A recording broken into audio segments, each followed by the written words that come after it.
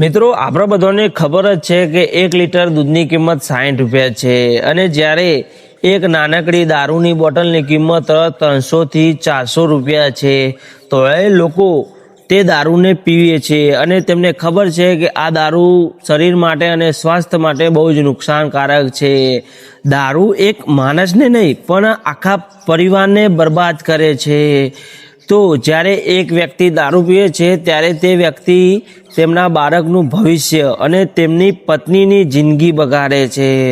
તો મારો કહેવાનો મતલબ એટલો જ છે કે જ્યારે 1 લીટર દૂધ આપણે ઘરમાં લાવીને પીએ છીએ ત્યારે આપણા બાળકનું અને આપણા પત્નીનું અને આપણા પરિવારનું સ્વાસ્થ્ય અને શરીર સારું રહે છે। અને જ્યારે એક 300 થી 400 રૂપિયાની નાનકડી દારૂની બોટલ લાવીને પીએ છીએ ત્યારે તે આપણા શરીર માટે નુકસાનકારક હોય છે અને આપણા સ્વાસ્થ્ય માટે પણ નુકસાનકારક હોય છે અને આપણું પરિવાર બરબાદ થાય છે। તો આ વાત તમને સાચી લાગી હોય તો સબસ્ક્રાઈબ કરીને જજો। જય દ્વારકાધીશ, જય રોમાપીર ને જય બાબારી।